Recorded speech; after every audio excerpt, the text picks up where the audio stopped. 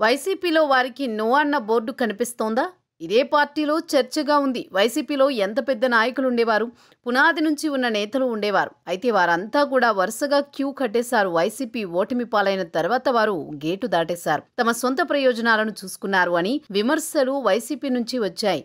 అయితే 15 నెలల టీడీపీ కూటమి పాలనలో తమకు ఎలాంటి ప్రాధాన్యత దక్కలేదన్న అసంతృప్తి అయితే చాలా మంది వైసీపీ మాజీ నేతలలో ఉంది అని ప్రచారం జరిగింది. దాంతో వారు మళ్లీ సొంత ఇంటి వైపు చూస్తున్నారు అని కూడా చర్చ సాగుతోంది. వైసీపీని వీడిపోయిన వారి విషయంలో ఒకే నిర్ణయం అమలు చేయాలని అధినాయకత్వం నిర్ణయించింది అని అంటున్నారు. ఆ నిర్ణయం ప్రకారమే అంతా జరుగుతుంది అని చెబుతున్నారు. ఇందులో చిన్నవారు పెద్దవారు సన్నిహితులు అన్న తేడా ఉండదని అంటున్నారు. పార్టీని కష్టంలో ఉన్నప్పుడు వదిలి వెళ్లిన వారిని ఎట్టి పరిస్థితుల్లో తిరిగి చేర్చుకోరాదు అన్నదే ఆ నిర్ణయం అని అంటున్నారు. వారు సుముఖంగా ఉన్నా పార్టీ మాత్రం సుముఖంగా ఉండబోదని అంటున్నారు.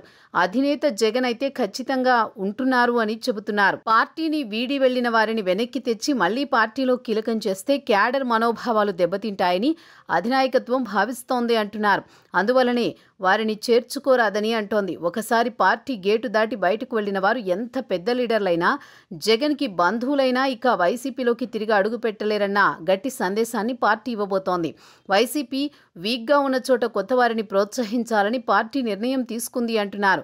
జనం మద్దతు ఉంటే మరోసారి పార్టీ అధికారంలోకి వస్తుందని, ఆ సమయంలో పార్టీ కోసం కష్టపడిన వారు కొత్తవారైనప్పటికీ వారికి ఛాన్స్ ఇస్తే మేలు జరుగుతుందని భావిస్తోందంటున్నారు. అంతేకాకుండా యువతరానికి ఈసారి ఛాన్స్ ఎక్కువగా ఇవ్వాలని కూడా డిసైడ్ అయినట్టు చెబుతున్నారు.